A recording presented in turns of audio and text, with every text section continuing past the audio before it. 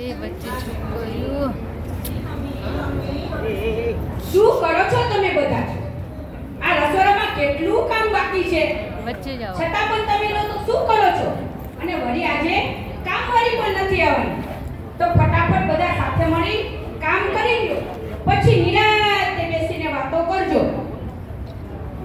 અરે મમ્મી, મેં હમણાં જ નેલ પોલિશ કરી છે, પછી એ વહી જશે. મેઘા ભાભી, તમે જરા જોઈ લો ને શું કામ બાકી છે. આ શું?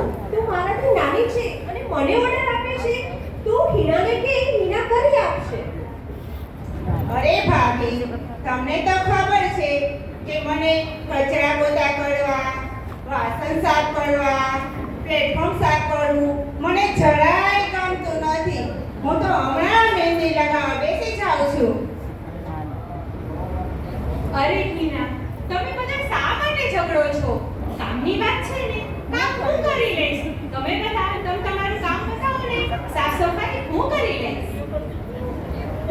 અરે ભાભી, તમે તો કેટલા સારા છો. થેન્ક યુ ભાભી. અરે આ શું વાત થઈ? તમને બધાને ખબર જ છે કે તમને અથાણું કેમ સારું લાગે છે, કારણ કે તેમાં કેરીની ખટાશ, ગોળની ગળાશ, મેથીની કડવાશ, તેલ, રાઈ, વરિયાળી બધું જ એક સાથે બરણીમાં મળે ત્યારે તે પોતપોતાની ગુણવત્તા ધારણ કરે છે. તેમ તમે એકબીજાના ગુણો ગ્રહણ કરો અને હળી મળીને સાથે રહો. સ્ત્રી પર જ નિર્ભર છે કે ઘરને સ્વર્ગ બનાવવું કે નર્ક. તમારે નક્કી કરવાનું છે કે તમારે તમારા પરિવારને કેવું બનાવવું છે. અહીં જાય છે. રાત્રિનું દ્રશ્ય છે. સાસુમાં સૂતા હોય છે ત્યાં લક્ષ્મીજી પધારે છે.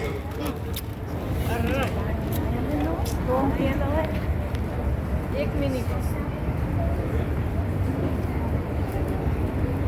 જા પુત્રી જા. તમે કોણ?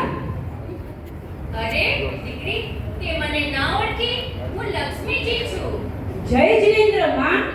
માં, આપનું દર્શન મને શેનો સંકેત આપે છે? અરે દીકરી, તે મને ના ઓળખી? લક્ષ્મી કેટલી ચંચળ હોય છે અને એની જરૂરિયાત તો બધાને હોય છે. પરંતુ હવે મને તારા ઘરમાંથી જવાનો ટાઈમ આવી ગયો છે. પણ તારી નિષ્કપટતા, સરળતા અને નિષ્ઠાથી હું પ્રસન્ન થઈ છું. માટે હું તને એક વરદાન આપવા માંગુ છું.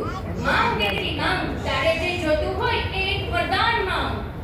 અહો ભાગ્ય મારા માં કે તમારા મને દર્શન થયા. આપના દર્શનથી હું મારું ભાન ભૂલી ગઈ છું. તો હું આ વરદાન કાલ સવારે માંગી શકું, કાલે માંગી શકું? ઠીક છે દીકરી, જેવી તારી મરજી. હું તો અહીંયા જ છું. જ્યારે તારી મનોકામના પૂરી થઈ જશે ને ત્યારે હું અહીંથી જતી રહીશ. કલ્યાણ ભવતુ દીકરી, કલ્યાણ ભવતુ.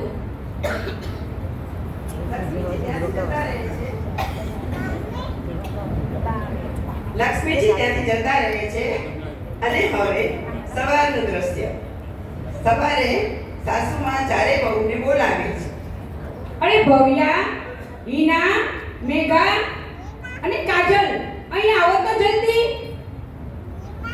ગુડ મોર્નિંગ મમ્મીજી. જય જિનેન્દ્ર. જય જિનેન્દ્ર.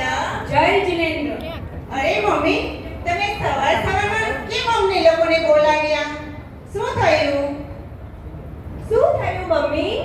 બેટા, વાત જ કંઈક એવી છે. આજ રાત્રે છેલ્લા પ્રહરમાં મને લક્ષ્મીજી દર્શન દીધા અને લક્ષ્મીજીએ એમ કહ્યું કે દુઃખની એક વાત એ છે કે લક્ષ્મીજી આપણા ઘરમાંથી વિદાય લઈ રહ્યા છે.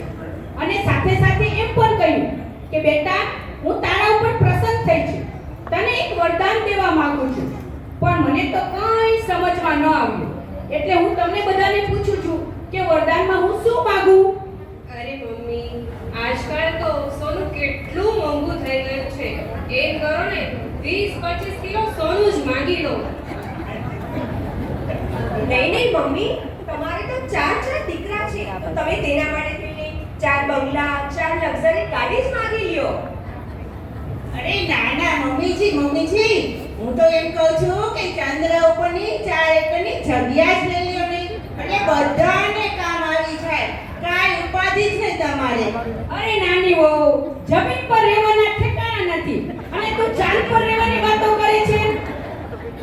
નહીં નહીં મમ્મીજી, તમે આ જમીન, બંગલા, ગાડી, ચાંદ ઉપર જમીન, આ તો બધું નાશવંત છે. એ કશું જ ના માનતા. મમ્મી, તમારું તો સૌભાગ્ય છે કે તમને માં લક્ષ્મીજીએ દર્શન દીધા.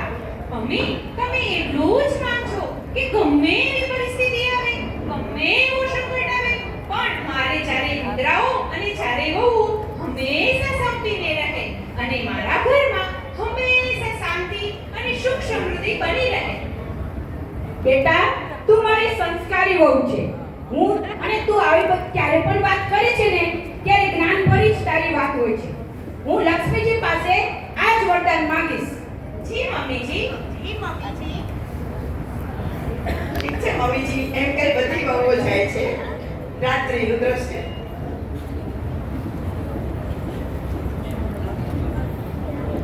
સાસુમાં સૂતા છે અને લક્ષ્મીજી આવે છે. જા પુત્રી જા.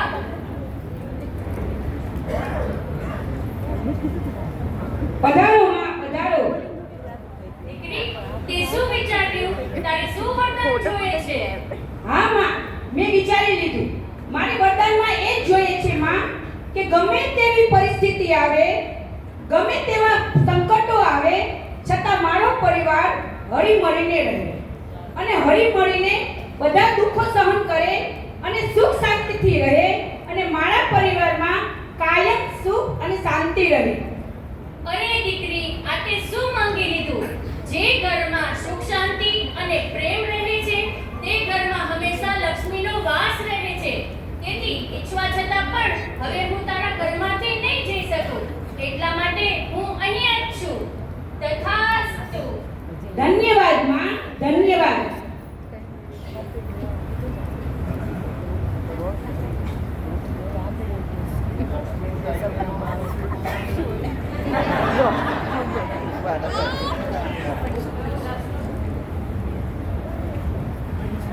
અરે મેઘા, હિના, ભવ્યા, કાજલ, જલ્દી અહીંયા આવો.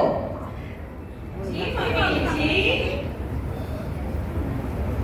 બેટા, તમને મેં એટલા માટે બોલાવ્યા કે કંઈક વાત જ એવી બની છે કે તમે મને જ્યારે મેં તમને કહ્યું હતું ને કે લક્ષ્મીજી વરદાન દેવા આવ્યા હતા અને મેં એને કાલે વરદાન માંગવાનું કહ્યું છે, તો લક્ષ્મીજી આવ્યા અને મને વરદાન આપવાનું પૂછ્યું કે તને શું વરદાન આપું. ત્યારે બેટા, તે જે પ્રમાણે કહ્યું હતું ને એ જ પ્રમાણે મેં વરદાન માંગ્યું. તો લક્ષ્મીજી ખૂબ પ્રસન્ન થઈ ગયા અને લક્ષ્મીજી કહે કે જે પરિવારમાં બધા હળીમળીને રહે અને સુખ શાંતિ હોય ત્યાં લક્ષ્મીજીનો કાયમ વાસ હોય છે. એટલે લક્ષ્મીજી હવે આપણા ઘરમાંથી વિદાય લેવાના નથી. બેટા, તારી સૃષ્ટિ આપણા પરિવારમાં હંમેશા માટે સમ અને હંમેશા માટે રિદ્ધિ સિદ્ધિ જળવાઈ રહેશે. બેટા, આવી જ્ઞાનભરી વાતો તને ક્યાંથી જાણવા મળે છે? મમ્મી, હું છે ને પુત્રવધુ મંડળમાં જાઉં છું અને જ્યારે ચાતુર્માસ હોય છે ને ત્યારે સંત સતીજીઓને નારી સંસ્કાર શિબિર કરાવે છે. એમાંથી આ બધું જ્ઞાન મને શીખવા અને જાણવા મળે છે. મમ્મી, હું આ બધું એમાંથી શીખી છું. બસ, તો આપણા આ મોરબીમાં આ વખતે ગુજરાત ગૌરવ પૂજ્ય ડોક્ટર નિરંજન મુનિ મહારાજ સાહેબનું અને પૂજ્ય ચેતન મુનિ મહારાજ સાહેબનું ચાતુર્માસ છે અને પૂજ્ય કોમલ કુમારી માસતીજી અને પૂજ્ય એકતા કુમારી માસતીજીનું ચોમાસું છે. दूध में चावल मिले तो उसे खीर कहते हैं. कैसे गुरु गुरुनी का चातुर्मास मिले तो उसे तकदीर कहते हैं. એટલે આપણને આ ચાતુર્માસ મળ્યું છે તો બેટા હવે તમે પણ નારી સંસ્કાર શિબિરમાં જજો અને ચાતુર્માસમાં જે કંઈ ધર્મ આરાધના કરે તેમાં ઉત્સાહથી ભાગ લેજો. જય જીનેન્દ્ર.